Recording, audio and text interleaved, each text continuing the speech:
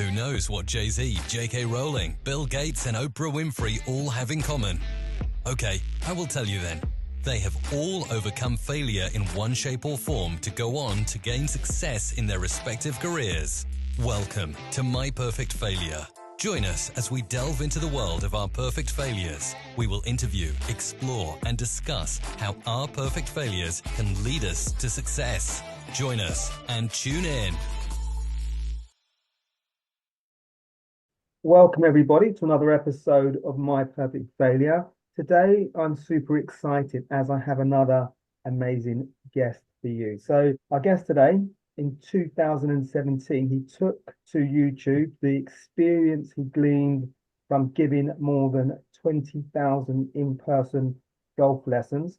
His distinct style of clear language and simplified concepts have attracted close to 400,000 followers across his channels. I think it's probably more than that now, and millions of views from across the globe.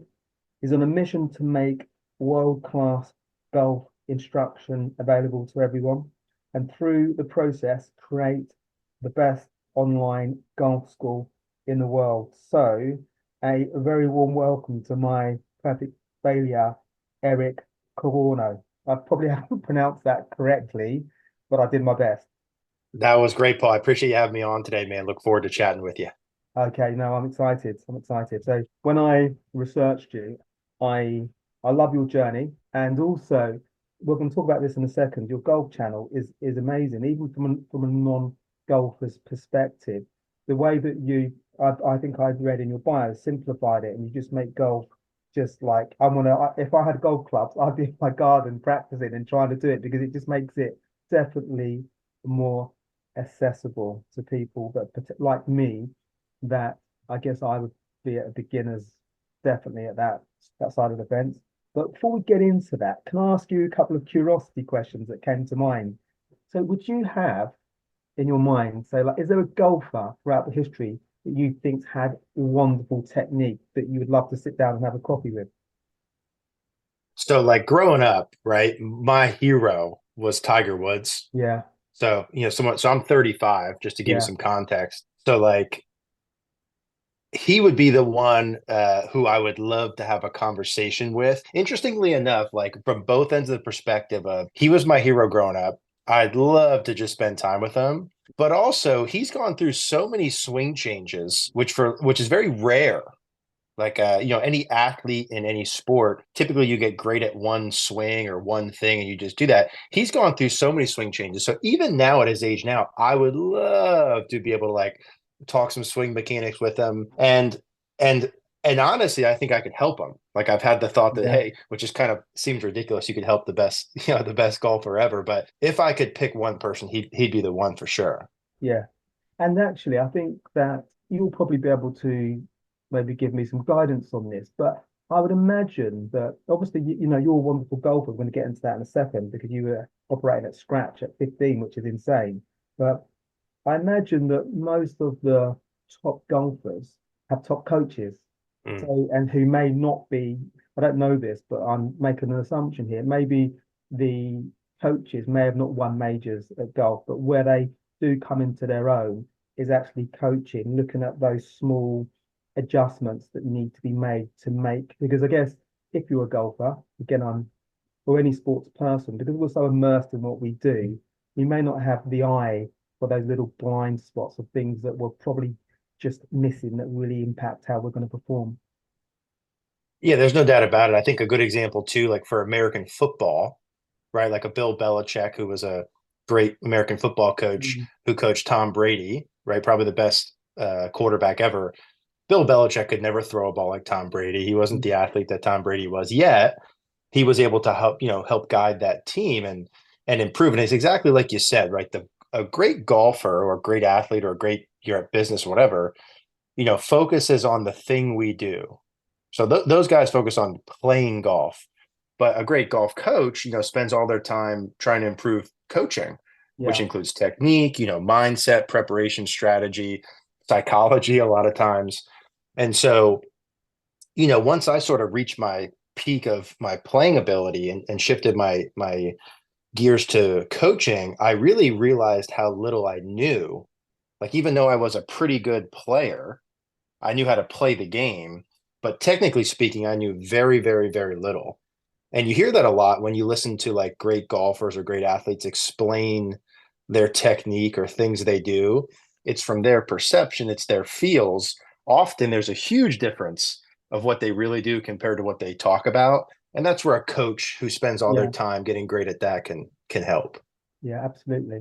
So I've got my fingers crossed that one day your path and Tiger Woods' path cross, Yeah, and me too. yeah, you know, you just never know. You just never know. The world is a weird and wonderful place. And last curiosity question: is there a golf course that you just think, yeah, this is an amazing course. Either you play that or you would like to play it one day. Yeah, so they have a tournament called the Masters at a course called Augusta Yeah, National. It's in yeah. Augusta, Georgia. So I went for the first time, Paul, last year. My friend bought me tickets for my birthday. What an unbelievable birthday gift. And this is Wow. like an event. It's very hard to get tickets for. They're very expensive. It's like Yeah, hard to get in. And he got me tickets, which was unbelievable. And just to walk around there, Paul, was like, you know how sometimes you see something or you make something up in your mind on TV and you're like, it looks incredible. yeah, And then you go in person and it doesn't quite live up to it. You know, have you ever had that yeah, experience yeah. before? Absolutely, So 100%. like this was the opposite of that. This was one of the few things that I ever had where I like, you see it on TV, it's got all this allure, it looks amazing. And you step foot on property, Paul, and it's like equally unbelievable. Like Wow. it totally lived up to the hype. It was just an amazing, amazing experience. So if I could ever find a way to get on there, that would be like the dream course. Yeah. And is that the one where they have the green jacket, whoever wins it? That's right. Okay. Yep. Yeah. I watched that, and it's one of those events that for me, you don't have to be. I like sports, and when these big events come around, and it can be an event that, again, I've mentioned I'm not a golfer, but I'm pretty transfixed, particularly on a Sunday evening when they're getting towards the Mm. climax and it's nip and tuck. You don't know who's going to win it, and it's all. And I guess that's where people like you come in, the coaches that really can help the golfers in those little intricate moments where those little details matter. So what I wanted to ask you is golf. How did golf come into your world? Because at 15, you're playing off scratch at 15. That's pretty phenomenal. So how did golf enter your world? Yeah. So when I was younger, my dad was a decent golfer, and he and his friends used to play golf on the weekends every Saturday and Sunday. So I think like a lot of kids, like I looked up to my dad. My dad was like a superhero to me when I was younger. And so I really honestly, Paul, I just wanted to spend time like with my dad and his friends. Like I thought my dad's friends were so cool back then, which looking back upon is funny, now, but I thought they were so cool and I just wanted to spend time with them. And they just happened to golf. So I just wanted to spend time. I just wanted to fit in. I just wanted to play. Now I was playing other sports growing up. So I played baseball, basketball, was always good, athletically, not like run fast, jump high. I don't have any of that, but I got good like eye-hand coordination stuff. So I'm good at those sort of sports. So, I remember picking up, my dad got me a little pitching wedge probably when I was like 12. So I was in, let's say, middle school. And at that point, baseball was my whole life. I thought I wanted to go be a Major League Baseball player. A lot of us when we're younger, you're like decent at a sport. You think, oh, I'm going to go do this professionally. You realize very quickly that that's not going to happen. But I remember the first time he got me a club Paul, and the first swing I ever took, I hit the ball perfect, like right down the middle. It was I thought, oh, this is easy. And then I topped ball two. I think I whiffed on ball three. Like I quickly realized how difficult it was going to be. And I liked the difficulty. Like I enjoyed, it was almost the first thing that I wasn't good at pretty quickly relative to sports, Mm, right? It was like kind of the first thing I was like, oh, this is difficult. This is hard. And I kind of got into that. And at that point, I was very much and still am an all in or all out kind of person. yeah, Like if I'm going to get good at this, I want to get great at this as good as I can. So once I got really introduced by, let's say 12, 13 years old, from 12 to 15, it was like school and golf. Like that was what my life around like revolved around. I stopped playing all my other sports. I was like, I'm all in on this golf thing. And so I got good quickly, out of just time, yeah, energy, effort, lots of practice. And so those like middle school to early high school years were just me trying to get great at it. And a lot of it was competitively, like my dad and his friends used to whoop me, like beat me on the Yeah. course a lot, right? Not like physically, but like beat me with when we were playing. And I was super competitive. Like I didn't like that. Like I didn't want to be able to lose. So I had a built-in, motivation to be able to spend time there. And then I felt the pain of like not being as good as them. And that motivated me to keep working at it and getting better at it. And at this time, this is when Tiger Woods is just first coming on the scene. So it was like a perfect storm of Mm. elements for me to get really into golf, because golf wasn't as popular then, as it is now. It was getting there. But yeah, from then 12 to 15 became an absolute obsession, probably all the way to like 18, when I was kind of done with high school. And then I don't know if we want to fast forward to how I shifted into coaching, but kind of that's where my playing career ended. It was like 18, 19. Okay. What's interesting about everything's interesting about what you just said, but what particularly caught my attention was that when you started out, I guess like anybody when we start something out, we mentally we want to be here, we want to be top of the tree immediately, but in order to get there, there's going to be frustration. We're going to everything, all the mechanics and everything doesn't go together. But it felt like you kind of enjoyed that and you leaned into the difficulty. Think about me.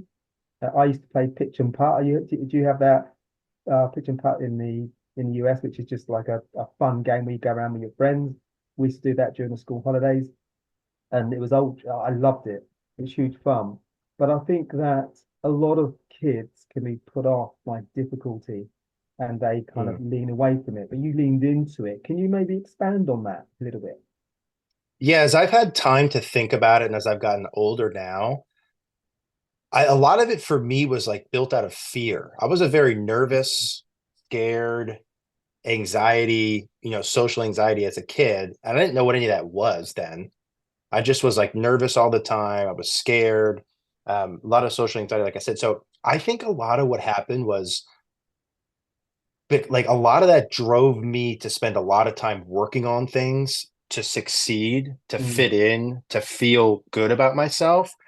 Like I think back upon when I was playing baseball and golf and school, and like I just would spend endless amounts practicing these things. More from that, I think, than the fact that I wanted to like win a tournament or something. Like I almost was more scared about what it would look like if I played bad yeah, than yeah, motivated to win type of yeah. thing. So like even though that can be, you can kind of look at that from both ends of the spectrum, like and from a positive sense, that fear and anxiety and me, all that led to a lot of growth Yeah. because I put a lot of work in. Now there you could also look at the negative side of like, is that a healthy way to do it? That's another conversation. But I think what led to me doing all that was really those Mm. things, those that fear and all that. Yeah, that makes sense. And I guess there's always a balance. But I guess as we get older, I guess that awareness kicks in where we probably can be more balanced about Mm. this fear still well. I'm still going to give it everything, but we can maybe process that we're not going to be that hard on ourselves because we just have greater awareness as we get older. So amazing golfer, scratch at 15. I've mentioned that already, and clearly you could be professional, you could have gone professional, but you decided that the coaching route would probably be something that I guess, decided to lean into. Can you maybe talk a little bit about that decision, that process? Yeah, a lot of I like to think, Paul, one of my strengths is a lot of self-awareness and like EQ. And so I knew when I was 18, 19, I went to play at a small school, a college. I knew very quickly that I was not going to be ever good enough to play at the highest level. Okay. So like I was good, but not great. Yeah. And once I got exposed to some people when I was in my first year of school who were just so clearly so much better than me, and I just wasn't going to get there. And that's okay. It's the same way as like I'm never going to like be the fastest man in the world. I'm probably never going to dunk a basketball. Like I'm okay with these things. Yeah. That's not like me judging myself, just is what it is. So I got that realization pretty quickly, meaning like I would have to put in this much work to have this big of a chance Yeah. of like maybe going to play golf. So this isn't Yeah. worth it. Now that happened at the same time. So I'm in college around 2007 and 8 when the financial crisis Yeah. happened. So at the same time, I'm working at a golf course that I grew up by, picking balls in the range. So you have like a driving range where people hit Yeah. balls out Yeah. onto them. Yeah. Someone drives a little buggy. I was Yeah. out there Oh, picking the amazing. balls. So I'm working there making like maybe six, I think I was making six or $7 an hour at this point. This is 2007, 8. Financial crisis happens. The same kids that I was in school with that were getting these like $100,000, they would graduate, go get an MBA, they'd get like these $100,000 jobs right out of school, right before the bubble burst. Those same kids I saw 6 months later, like literally couldn't get a job. Mhm. They just went to school for these are finance guys, MBA Yeah. guys, couldn't get a job. So I'm realizing I'm never going to be good enough to play at the pro level.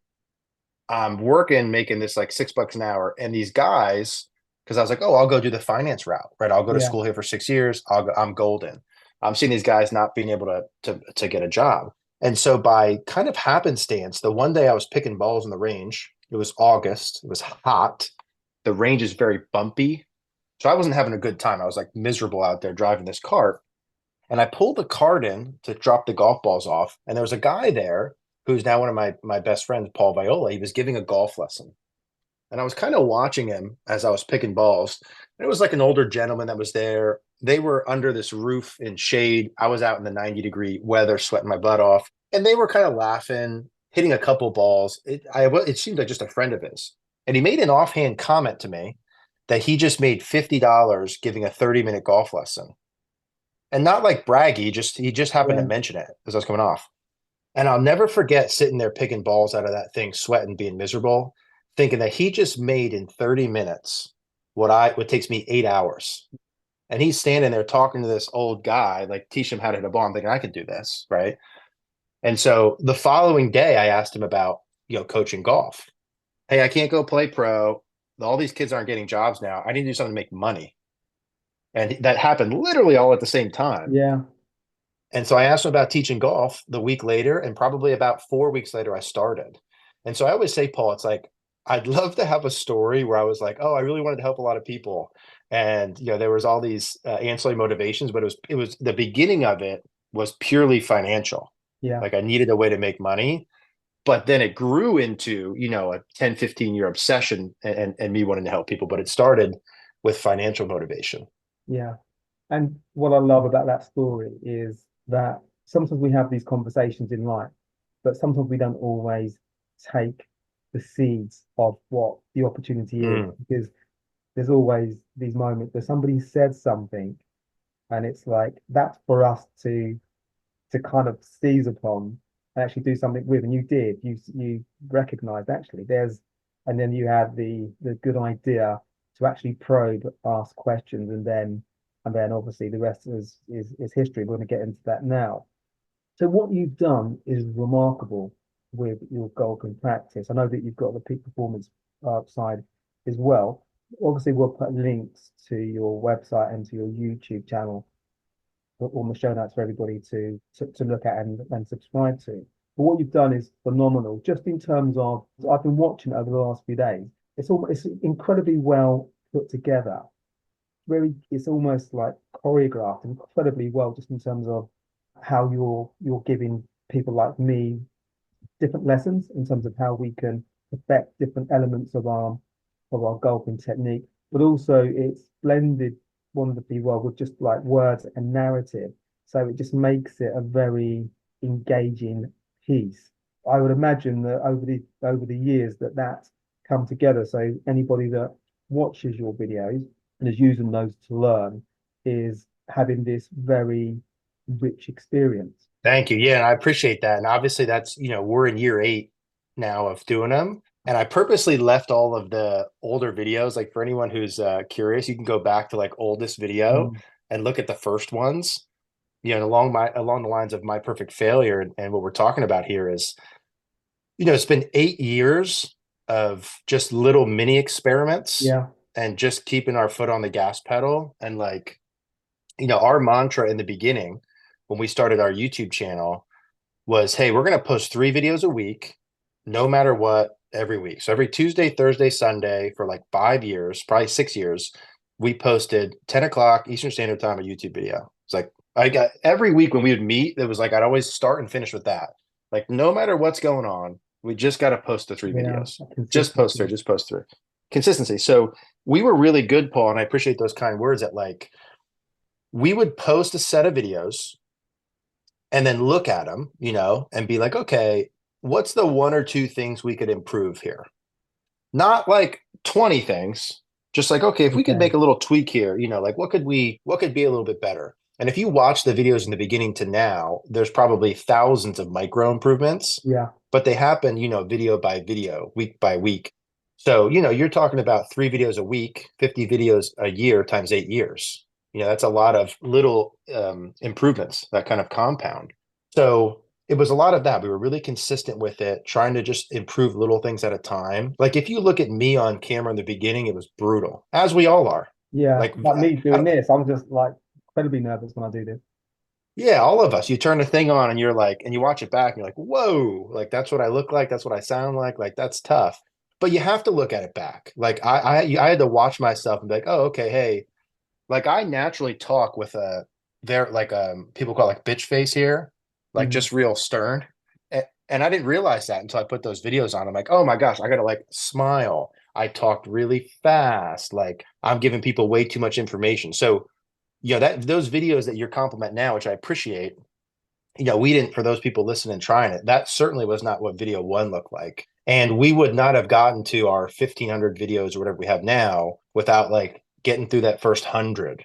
I think getting through that first like 100 videos is really the like mountain to climb. That's hard for a lot of people because you don't get any views in the beginning. Most of us, like you're putting videos into what feels like no man's land. Yeah. You probably stink on camera, most of us in the beginning. You're trying to figure out what to talk about. Like it's a mess, but you have to get through like 100 of them. Like we just launched a new personal development channel. And I'm like, listen, our first 100 videos are almost just practice. Like, let's just do them, see what happens. We'll adjust, we'll tweak as we go. And then after you do 100, you're like, okay, I kind of got something going here. Yeah. Then by 500, you're like, okay, hey, I'm pretty darn good. And then if you get to like 1,000 videos, you look around and you're like, man, how many people have done 1,000 videos on a topic? Not many. Then you're probably like one of the best in your field. So lots of years of micro improving and testing. And the other mantra I'll just add in there too, Paul, is like, we've always really ironically adhered to like an 80-20 principle of, we probably spend 80% of our time continuing to do what works and 20% experimenting new stuff. And that little ratio has really helped us along the way as well. And it's good that you've got that space to experiment as well, because it just, those little nuances of trying different things, you never know what you're going to get. There's some actually you think, well, that doesn't work for us based on what we're doing. But then there'd be 1 or 2 things that come into play. We think actually that has potential. Maybe we can experiment with that a little bit more. So you had this chance meeting on the golf course, leaned into it, started coaching and so forth. But what you've done with that, I imagine, is way beyond what you thought you were going to do after you asked that gentleman the question on the golf course. And I know that you went from 1 year, I think, generating 80K to 6 years later, you generated over 1 million profit, which is insane. So that journey, did it just grow and grow and grow? And like, how did you get to the point where you were able to harness everything that you were doing, package that, evolve it, and doing what you're doing now? And just lastly, just for people, I'm keen to cover this as well. What people can do is we can be at home, we can practice our golf swing or technique, and then we can send you a video, and then we can get coached that way. So I just wanted to get that in because I think that's amazing. So so there's about 3 questions there, but maybe you want to start with the revenue growth and how that happened. Yeah, I appreciate that. So I'll try not to be super long-winded here, but like if we go back to, I'm making $7 an hour and then I want to start coaching. So when I first started coaching, he charged that $50 for 30 minutes. So I said, hey, will you give me some customers? Like, will you give me some people who you don't want to teach or whatever? So I remember I started at $30 for an hour. I was like, okay, he's charging 50 for 30. I'll charge 30 minutes for an hour, which I was pumped at. Like I went from 6 or 7 to 30, pretty quickly. So in the beginning of my coaching days, before we get to the online, my first year of coaching, I made $7,500 and I stunk. Like it was very similar to when I first picked up a club and I said, hey, that was kind of the first sport that I really had a hard time with. And I think my insecurities, my fears, my anxiety, all that stuff drove me to really try and be good at golf. The same thing with coaching. Now imagine I'm coaching someone, they're paying me. I stink at coaching and I'm like anxious, nervous, have anxiety, all this sort of stuff. And like, oh, tomorrow I'm going to have another person or two come in. So it was like really amplified. So that same sort of gear kicked in for me, I think rooted in just fear of like, gosh, I got to coach someone tomorrow. Like this is stinks for me. It's embarrassing. And then I just really plowed into trying to get great at the craft. Like my first probably, let's call it 10 years. I spent 10 years like really, really, really trying to get great at coaching and like every aspect of it, technique, how the human body works, psychology, NLP. Like I read every book, I watched every show for like a decade. And so when I talk about the success online, I do think that's an important caveat. Like a lot of people will send me messages about growing a business at, service-based business. And how do you do it and stuff? I say, well, how long have you been coaching for? And they say like a year and a half. And I say, well, I don't have a recipe for that. I do have a recipe for like, I think step one is you want to get great at the thing you do. Like that's the first thing, get world class at the thing you do. And then it's way easier to scale it after that. Way easier, which we can get to. So I'm making $7,500 my first year, kind of coaching part-time, 15 grand my second year, 30 grand my third year, 60. So I went double, double, double, double the first 4 years. And that was all through word of mouth. I just was getting better at coaching. I really tried to make sure everyone who came in, even though I might not have given them a great technical golf lesson, I really gave a lot of effort, a lot of energy, and I really cared. And I asked them how they did afterwards. Like they knew I was like invested in how they did. So that helped big in the beginning. I was like, I want them to leave thinking like, oh my gosh, that was amazing. Right. So word of mouth to 60. Then I kind of got stuck at like that 80 grand a year mark teaching in person and teaching it, like working a decent amount. I remember being like 27 years old and teaching and being on the mat and being like, gosh, I feel burnt out. Like I feel tired. I'm 27. Like, could I do this for another like 30, 40 years? Like, I don't think so. And you'll notice in my stories, a lot of 2 or 3 events all happen at the same time that like lead to a big shift. So I'm feeling burnt out, 27. I'm teaching one-on-one.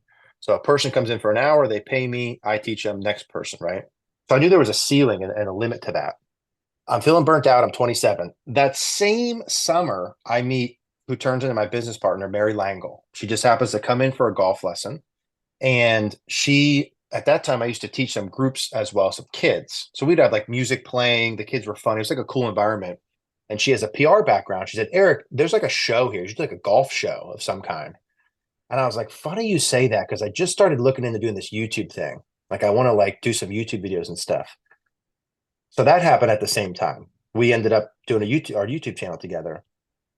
And within that same year, it's so funny how these things happen at the same time. My friend sent me a video from Tony Robbins. It was like a motivational video. Yeah. And I remember I was like watching it in the bathroom and I was like brushing my teeth in the bathroom just for context. And I watched the video. And it didn't really like do anything for me. I just whatever. It didn't do whatever. And then, but on the recommended on the side was a video from Jim Rohn, who has since been like my main mentor from afar that completely changed my life. And I watched this video from Jim, and even now it like almost gets me emotional thinking about it.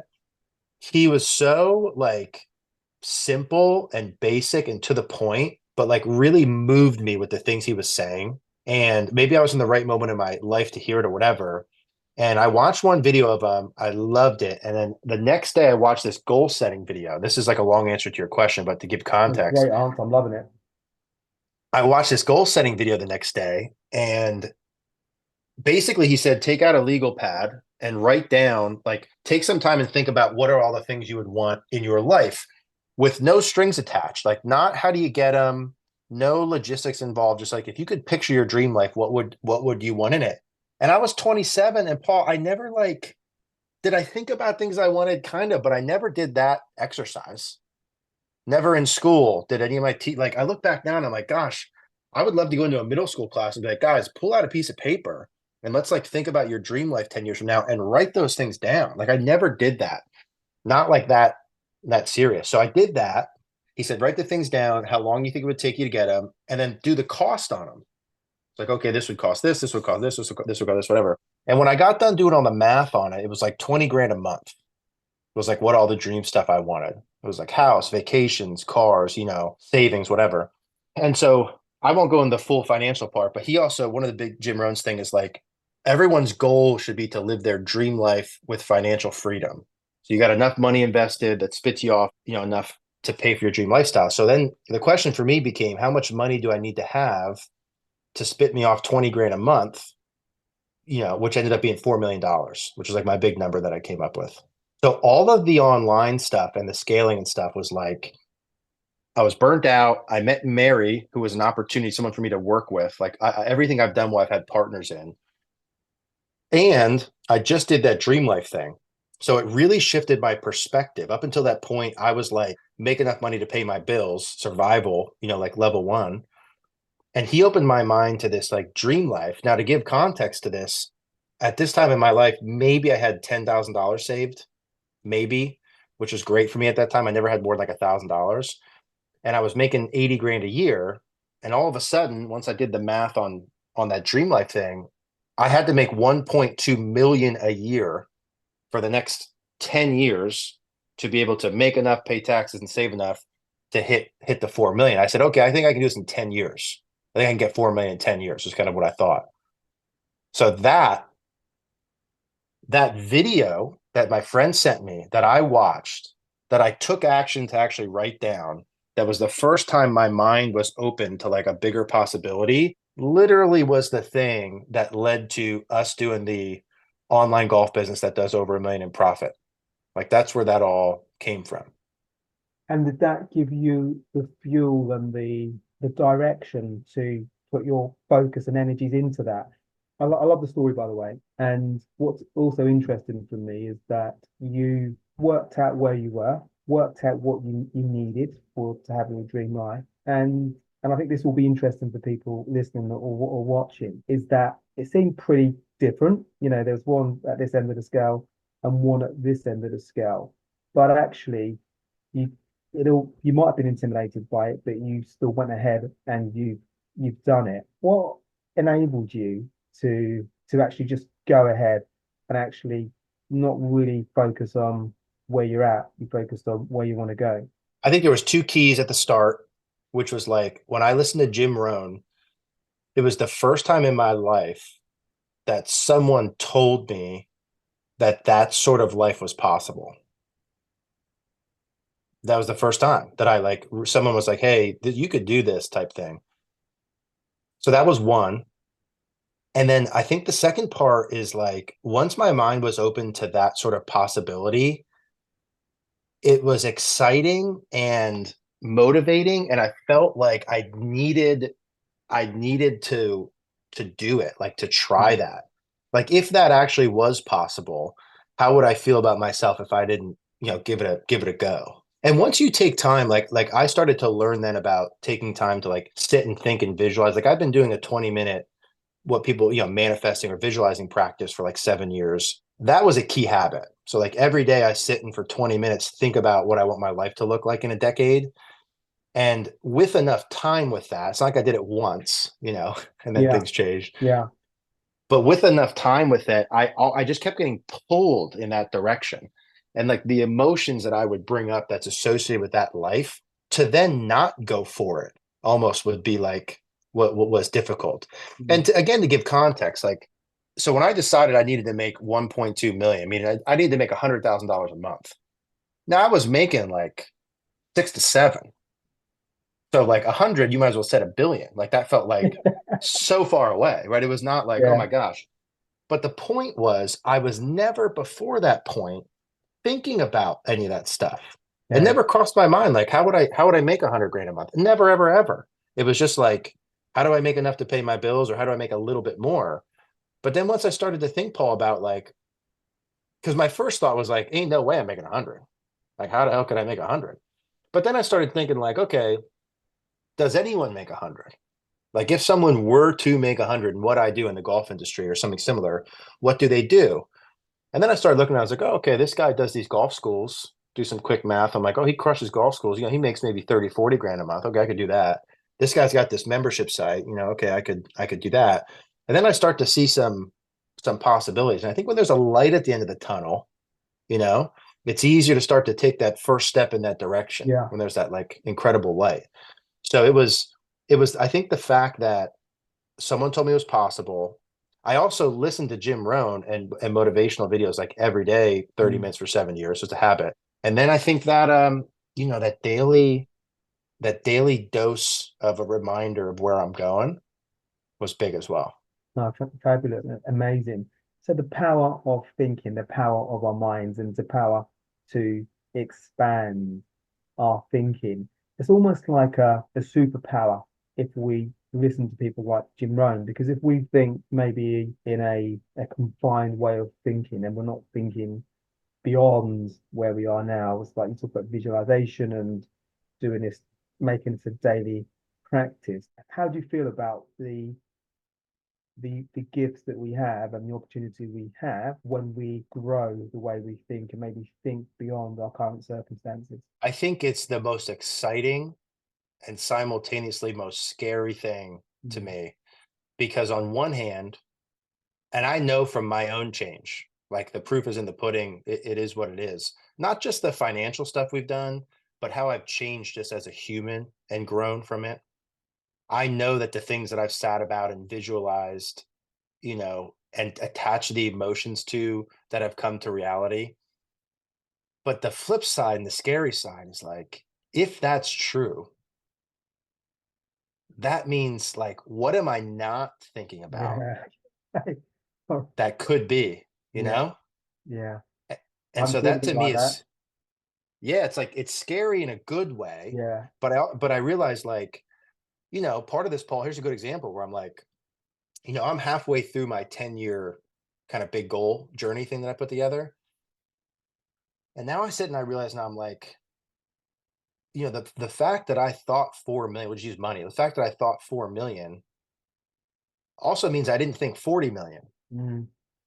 Like I just spent 5 years not thinking, you know, a bigger number. What maybe could have been could be. So I take that and then try and like shift that into okay, like what would be then the next thing? Like what could I think about?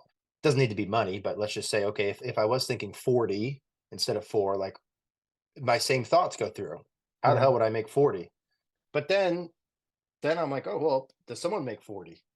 Well, of course, right? People make way more than that. What do they do? This, that, next. So it's incredibly exciting. I think it's one of those things that it's so easy to talk about, but on the other end, like many times in my life, people have said stuff to me that was incredible that I just didn't receive. I Mm. wasn't ready to receive. I didn't believe in it, whatever. And I think this is one of those things that like until you kind of start doing it and spending time on it, like every week, to give an example of this too, because I think some of the tactical stuff is important. Like I do the daily visualization thing. Every Sunday for 30 minutes, I put a timer on my phone and I take out a legal pad and I write down like the things I want in the future and like let myself think about that and what it would feel like and not worry so much about the how am I going to get it part yet and just start to like fill in those holes as we go. So it takes work, the like thought process leading to things is not a snap of a finger thing. I've been doing it for 7 years, but what's really exciting is like where am I going to be when it's 20 years instead of 7 or 60 instead of 20, and that's all of us can do that. So yeah, it's a depends on your perspective of it, but gotta feel excited about that, like especially when you can see someone else do it. Like one of the big things, like when I see my friends in business, for example, or people that you're around who you kind of feel like are the same as you. Like I'll never forget one of my friends in business told me the amount of money he was making that I to me, I think we're like equals. I view us as equals. Yeah. And Yeah. he told me how much money he was making. It was such a like, oh my God, it was way more than me. And I was like, oh my gosh, like if he can do that sort of thing, I can do it type of thing. Like I see him doing it. I think if we can, and part of why I want to do this new personal development videos is like trying to have people see that these sort of things are real and possible, and the journey along the way. Like, I would have loved to seen Jim Rohn's journey to the point where I heard his videos, because I heard him when he was like 60s, Yeah, same, same. you know? So that's what I'm hoping to do with some of our videos. Yeah, and you're doing that now.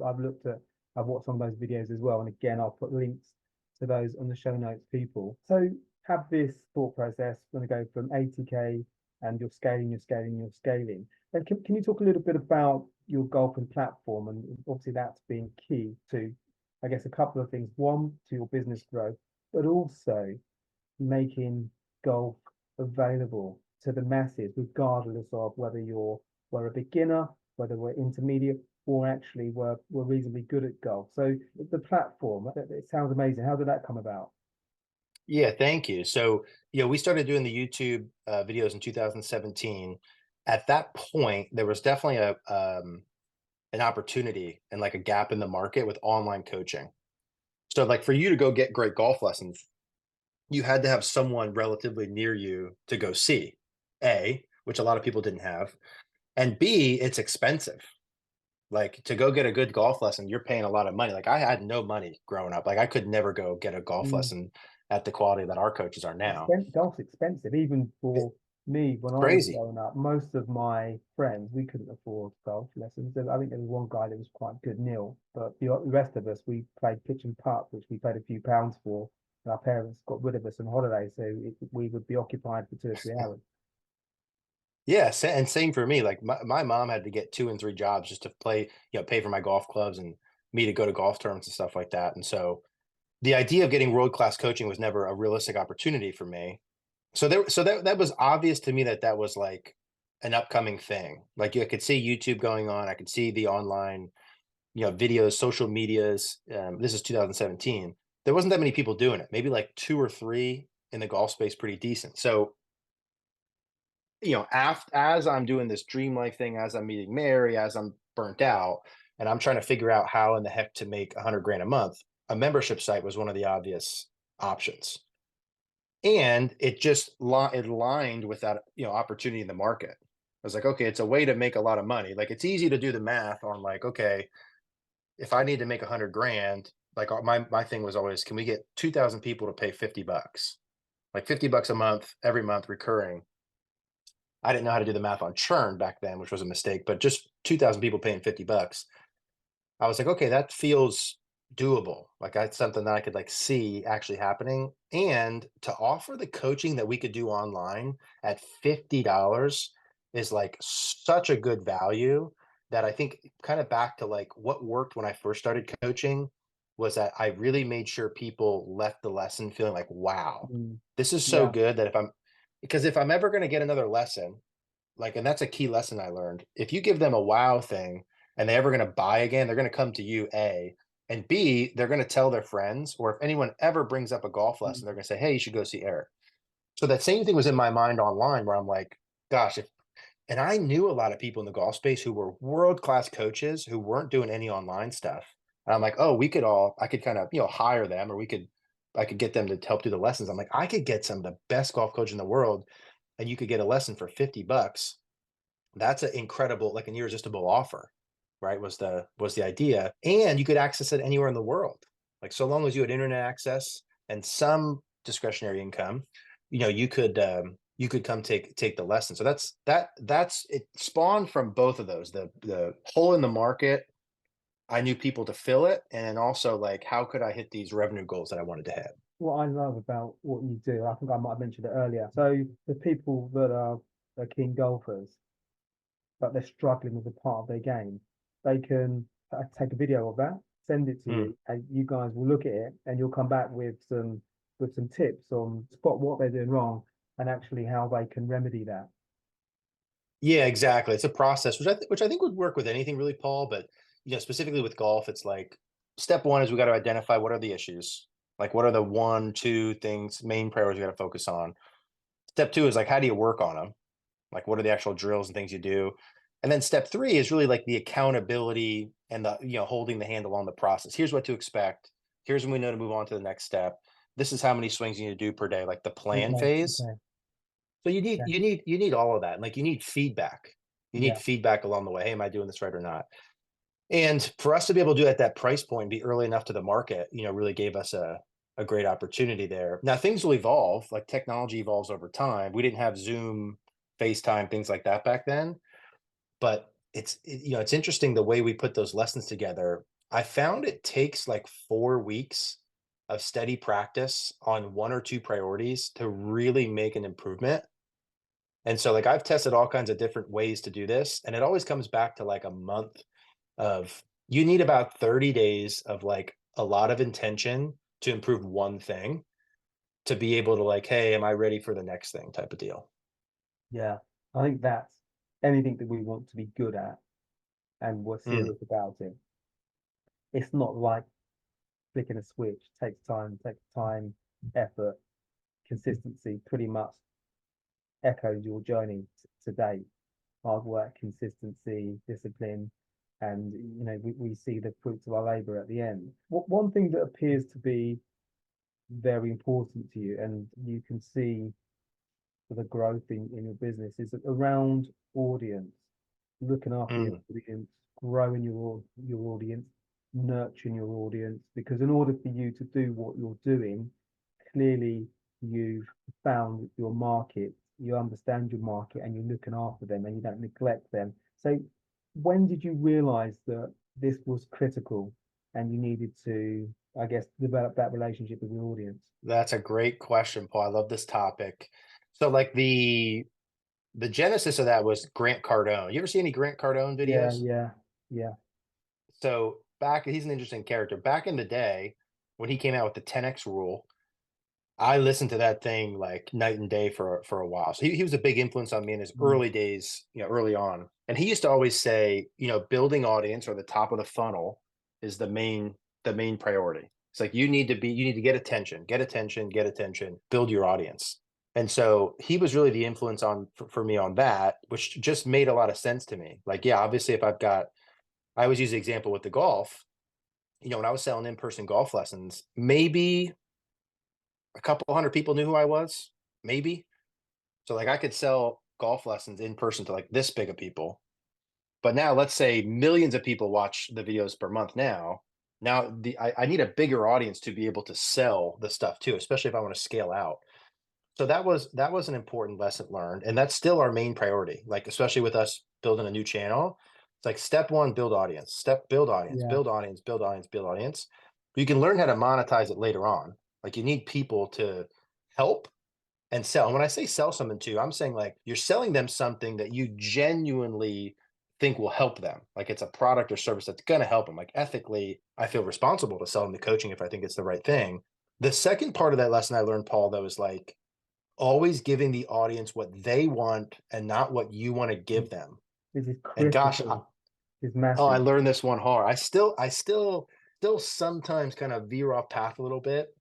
I have to remember, like for golf, for example, YouTube and Google, the search engine part of it, we did hundreds of videos that are just like how to fill in the blank, like evergreen videos. So no matter what you might look up, I want to have a video for it, whatever the topic is in golf. But at some point, when you finish all those too, you recognize like people search our videos and watch them to solve a problem they have. Yeah, They want to get better at golf. They've got a particular golf swing issue. They search that out. They find our videos. And then I'm trying to help them. I hope they like the videos. They come back, etc.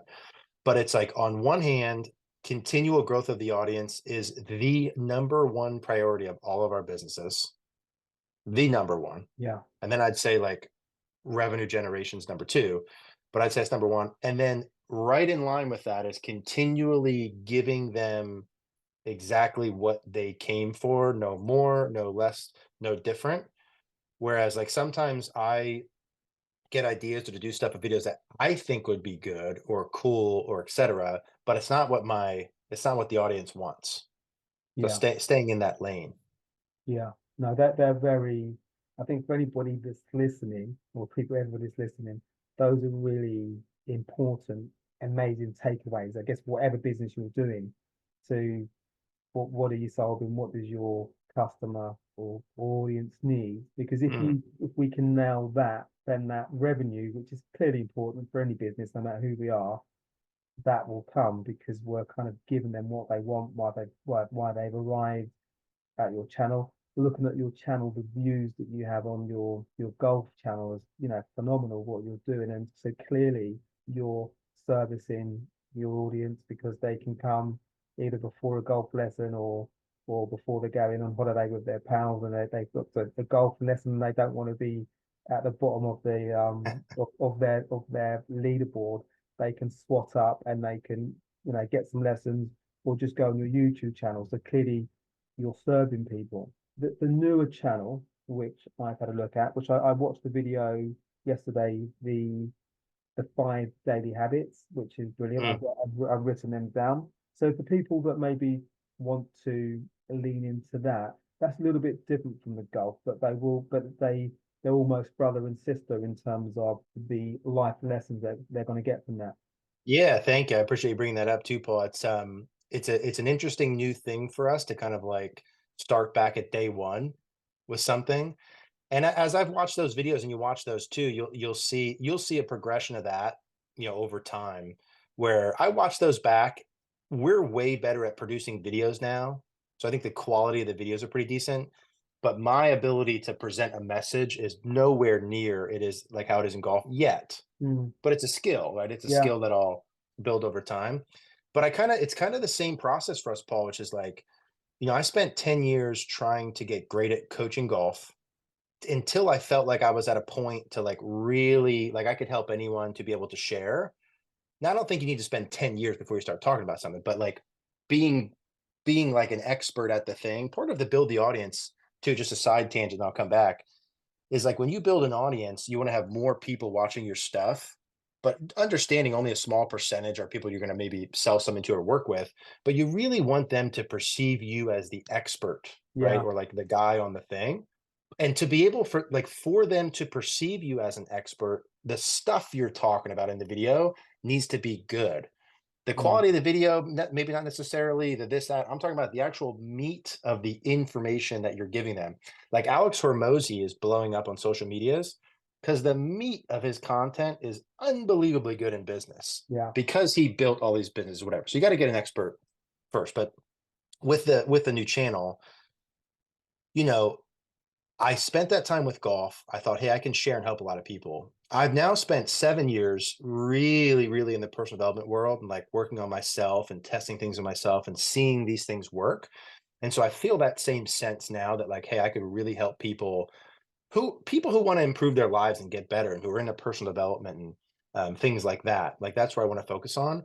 I also, like I mentioned before, realized that $4 million 10-year goal thing that I set is going to need to evolve, right? Like I've got bigger things that I'm now shooting for, and that requires different actions, And so I think the things that we can build in the personal development space over the next, I'm 35. I plan on living to be 100. So I feel like I've got, 65 years to do this. So I'm in no rush, but in the next like 5 to 10 years, I'd like to build a personal development brand that's 10 times bigger than our golf stuff. Like that's the objective. So I've got no idea how we're going to do that yet, but we'll just like I did in golf, it'll evolve and we'll figure it out as we go.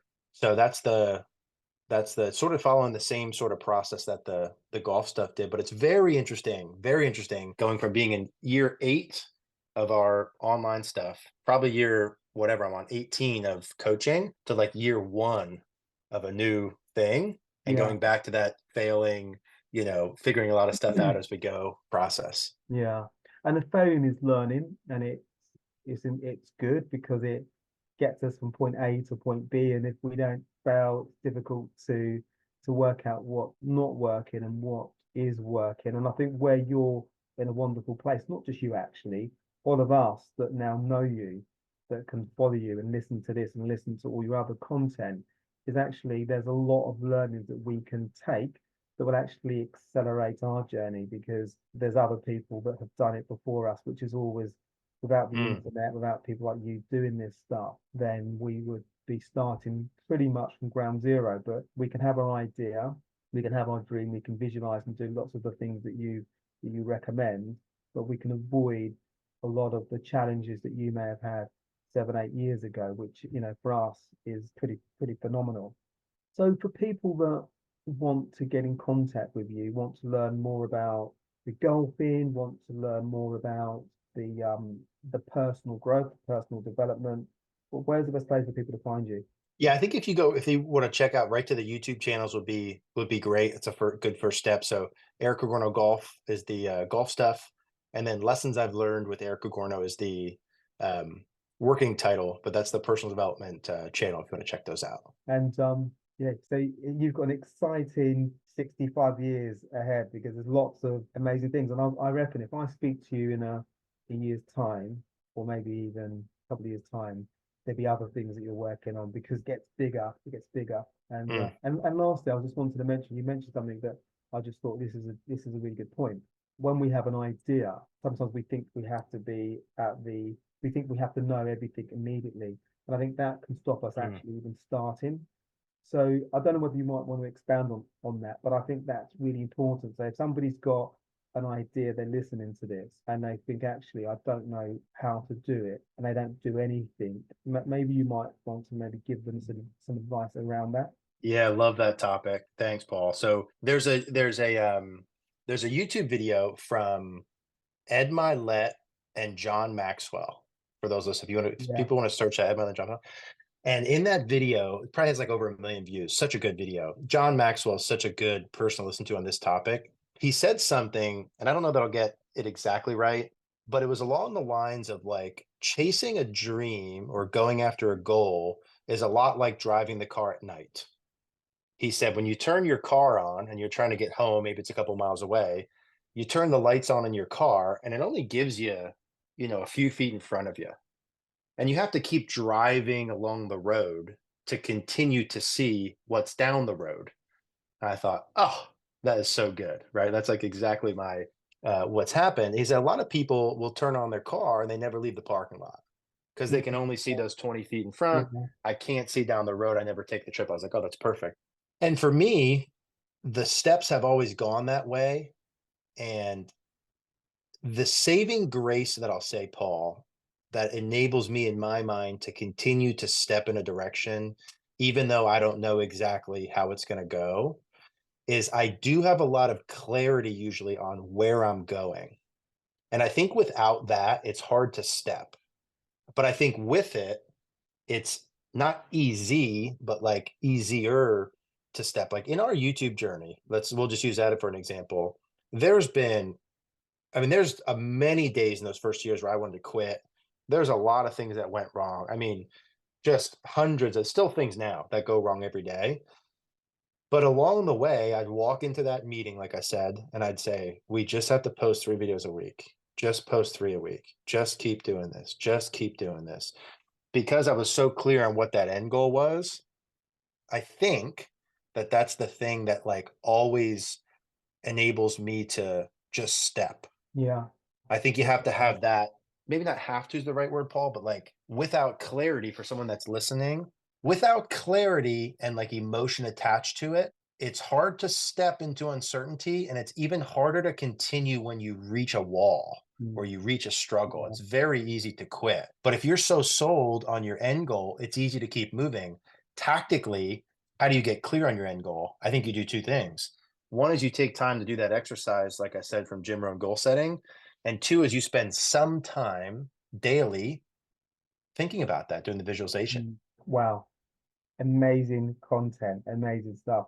Lots of stuff for me to kind of like listen to watch this over and over again. So many different tools that we can all use to really help us really think bigger and actually think about our goals, think about our dreams, and actually they are accessible. But it's having that vision and listening to people like Jim Rohn in your content to really help us push those boundaries. I'm conscious that I've gone over time, so I do have one recurring question, if I may, which is if you could invite 3 inspirational people for dinner, they can be alive or past. Who would you invite? I think I would invite currently living Tiger Woods, just as my idol and goal, and spend time with him. I'd be so nervous to have a dinner with him, but I would love every second of it. Right, even with him would be Jim Rohn, who passed away not that long ago. If I could invite one person, it'd be Jim Rohn. He'd be the one person. But I Yeah. think the three would be Tiger, him, and gosh, would I love to, and I hope I can figure out a way, would be John Maxwell. Yeah, If I could wow, have that'd the be an three of them. amazing dinner. Oh, That would be phenomenal. That dinner, wow. just a couple questions you could ask and listen to Yeah, them, yeah, speak and stuff. Oh gosh. wow. That would imagine what you would leave with from that dinner. Oh, all of you, all of you, Yeah. all of you I would think, leave with like and one of the things, mine. sorry to interrupt you, Paul. What one of the things I think with that too is like, man, proximity is power. Mm, Like I think about how much influence Jim Rohn has had on me. I never met him. I never saw him in person, just watch his videos. Like to get around that guy. Another one would be a Patrick Bet David. You watch any of his? no, I don't know him. Maybe I need to. Yeah, he's a guy. He's shifted. Things have shifted with him with valuetainment. They're more news and stuff now. But if you watch some of Patrick's older stuff, I've got tremendous respect for him.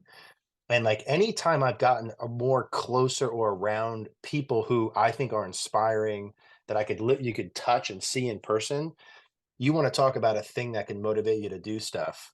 That would be one. So gosh, yeah, having dinner with those guys would be Yeah, yeah. unbelievable. Can I ask you just one last question, which is, so we live in a world today where everybody wants things put in the microwave and done immediately. And it really, I think it can crush our dreams and our goals because we aren't realistic about the process, the journey, that visualization. Do you have any thoughts around that? Yeah, I think perspective's huge there. My advice would be to zoom out.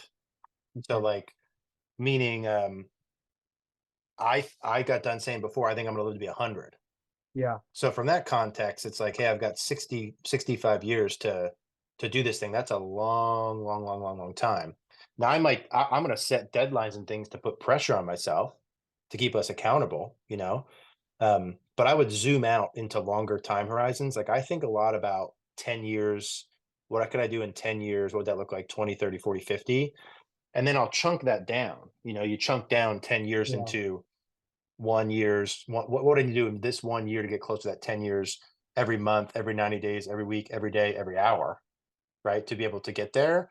So I think zoom out longer. And if you have a goal that you're like, hey, I want to be able to do this in a year.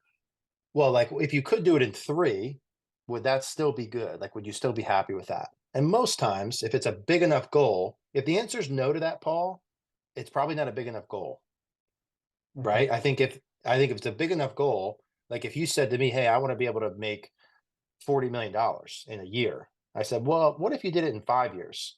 40 million in 5 would still be mm, pretty good, right? If it's a big enough goal. But yeah, yeah, I think you got to zoom out. What's the famous quote? I think there is like we probably can't do as much in 1 year, as we think we can, but we probably can do more in like 3 than we think we can. So if you think 10 years, you're like, gosh, what could you not do in 10 years? mm, 10 years, right? yeah, So I think absolutely, it's a zoom out and a perspective thing. yeah, okay. So, Eric, wow, what a conversation. Thank you for so many inspirational insights into your golf, into the performance arena, and to just all the different things about Jim Rohn and everything. Thank you so much. It's been a pleasure. Likewise, I appreciate it, Paul. And I look forward to following your journey too, man. I'm going to keep watching all of the episodes moving forward. Thank you everybody for tuning into this episode of My Perfect Failure. If you are watching on YouTube, please do subscribe. It really does help us grow the channel, which we're super keen to do. And your feedback is most welcome. So we're keen to hear about the things you like and equally the things that you don't like. So you can find me at Paul at myperfectfailure.com, or you can find me via the contact page on the website. So take care for now. Bye. Thanks for listening to My Perfect Failure podcast. Be sure to visit www.myperfectfailure.com to join the conversation. Subscribe to our podcast on iTunes or Google Play. Look out for our next episode.